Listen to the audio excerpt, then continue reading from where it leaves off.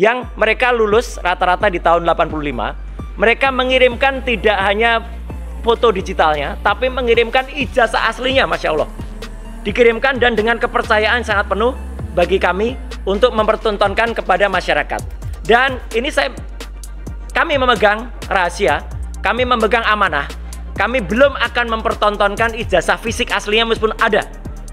Kami di Allah berkata bahwa itu ada di tangan kami. Tapi karena kami memegang amanah, kami belum akan mempertunjukkan dulu. Tapi saya tidak omon-omon. Ijazah itu sudah saya error level analysis, ya. Dan hasilnya kira-kira seperti ini. Kalau ini ijazah saya tampilkan.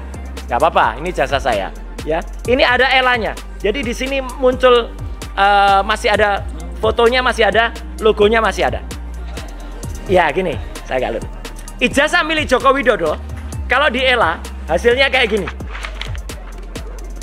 Seperti bercak-bercak kotoran burung. Nggak ada bekas-bekasnya sama sekali, hancur. Bahkan kalau kemudian di full kan, ijazah saya pun masih berbentuk ini. Ini masih berbentuk, masih ada legalisasinya, masih ada foto saya, masih ada logonya, masih ada. Dan kalau ijazah Joko Widodo ditampilkan kayak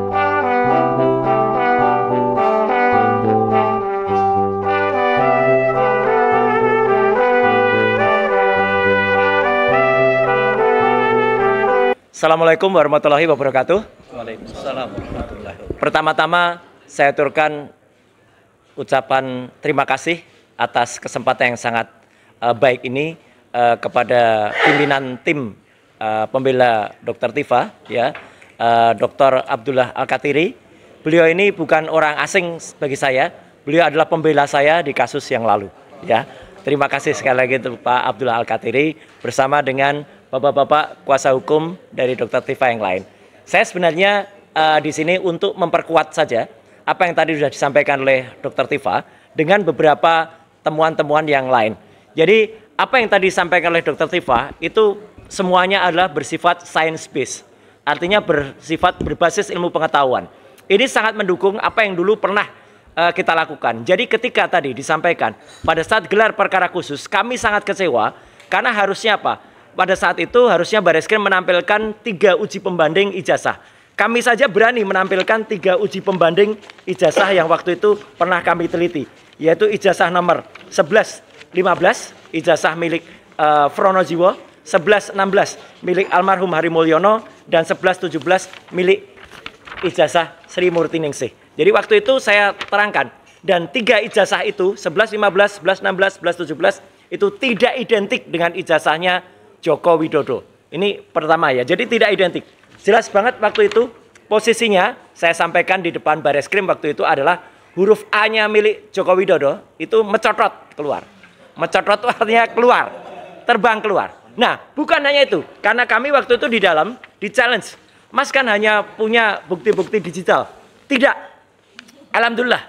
Kami sekali lagi berterima kasih ya Dr. Tifa kepada kakak-kakak kelas kami.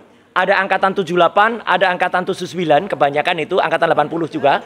Ya, yang mereka lulus rata-rata di tahun 85. Mereka mengirimkan tidak hanya foto digitalnya, tapi mengirimkan ijazah aslinya, Masya Allah. Dikirimkan dan dengan kepercayaan sangat penuh bagi kami untuk mempertontonkan kepada masyarakat. Dan ini kami memegang rahasia, kami memegang amanah, kami belum akan mempertontonkan ijazah fisik aslinya meskipun ada. Kami di Allah berkata bahwa itu ada di tangan kami. Tapi karena kami memegang amanah, kami belum akan mempertunjukkan dulu. Tapi saya tidak omon-omon. Ijazah itu sudah saya error level analysis, ya. Dan hasilnya kira-kira seperti ini. Kalau ini ijazah saya tampilkan. Nggak apa-apa, ini ijazah saya, ya. Ini ada elanya. Jadi di sini muncul masih ada fotonya, masih ada logonya, masih ada. Ya gini, saya galur. Ijazah milik Joko Widodo, kalau di ELA hasilnya kayak gini. Seperti bercak-bercak kotoran burung. Nggak ada bekas-bekasnya sama sekali, hancur. Bahkan kalau kemudian di full kan, ijazah saya pun masih berbentuk ini. Ini masih berbentuk, masih ada legalisasinya, masih ada foto saya, masih ada logonya, masih ada. Dan kalau ijazah Joko Widodo ditampilkan kayak gini, hancur. Dan dengan segala hormat, saya tampilkan analisis ELA, satu sampel ijazah milik kakak kelas kami yang asli, tapi ini masih terlindung, tidak nampak milik siapa, ya. Inilah, jadi masih nampak, fotonya masih nampak, logonya masih nampak, ada pengamannya pun masih nampak. Kalau ELA masih nampak. Jadi ini saya mendukung statementnya Dr. Tifa, dan itu clear sekali. Ijazah milik kakak-kakak kelas kami itu adalah ijazah, dan kami bangga dengan Universitas Gadjah Mada, Pak Al-Kathiri, karena ijazah dari UGM itu sangat rapi, sangat detail, dan sangat bagus. Ada 5 layer pengaman, ya. Ada yang namanya emboss, ada yang namanya watermark, ada yang namanya tinta khusus untuk capnya, ada meterai dengan nilai dan warna khusus. Saya masih sebutkan warna khusus ya, gitu supaya nggak ditiru, nanti mereka niru lagi nanti. Harganya ya, beda. Harganya juga itu nanti dulu ya, gitu. Dan artinya itu jelas-jelas betul. Dan artinya kami meyakini, bukan meyakini ya, kami memastikan bahwa ijazah yang dipegang sekarang oleh Dr. Tifa ada sekitar mungkin lebih dari 3 sekarang. Saya sudah lebih dari 5 sekarang. Itu adalah ijazah yang asli, asli benar. Dan kami membuka. Kalau ada kakak-kakak kelas yang mempercayakan kepada tim kami di bawah Pak Al-Kathiri atau di bawah tim kriminalisasi aktivis, silahkan. Ya, jadi ini adalah untuk menjaga. Dan yang paling menarik lainnya adalah pagi hari tadi, Dr. Rismon Hasyolan Sianipar telah ketemu dengan Profesor Dr. Sofyan Effendi, ya, mantan rektor UGM tahun 2002-2007. Beliau menyatakan dengan tegas. Prof. Sofyan Effendi menyatakan, dan itu ada rekaman di YouTube-nya, insya Allah nanti malam potongannya akan sedikit diputar di salah satu TV, ya, mengatakan bahwa beliau, Prof. Sofyan telah bertemu dengan beberapa guru besar dan profesor di UGM, ya, dan ketemu bahwa yang namanya Joko Widodo tidak pernah lulus dari Universitas Gadjah Mada, tidak pernah, hanya sampai ke level sebelum doktoral, jadi hanya level ke bakaloriat. Ya, sarjana muda, ya, dan menggunakan salah satu ijazah, ya, ini kata Prof. Sofyan Effendi, milik almarhum Hari Mulyono, yang diubah. Pengubahannya di mana? Nah, itulah cocok sekarang dengan yang namanya teori yang tadi disebut Dr. Tifa, ketemu dengan teori Betor Suryadi, yaitu pasar pramuka. Apa itu? Salah satu atau ada beberapa orang dari foto ini, itu adalah yang membuat ijazah palsunya. Ngaku. Ini foto ini adalah tanggal 1 Mei 2025 yang lalu. Ini adalah pertemuan yang dikoordinir oleh salah seorang yang disebut Mr. P.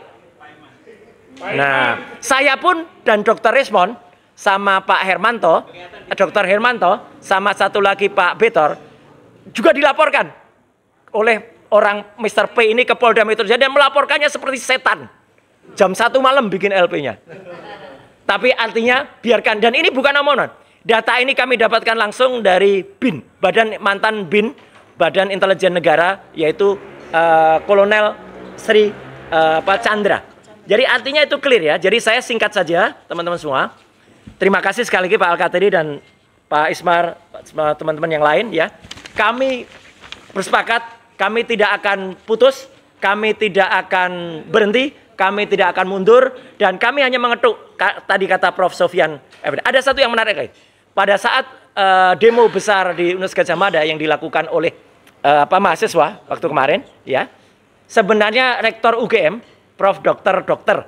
Ova Emilia, itu ternyata dipanggil oleh Kepala Negara, ya, dan kemudian diberi nasihat, sudahlah, katakanlah yang benar dan nanti akan itu lakukan.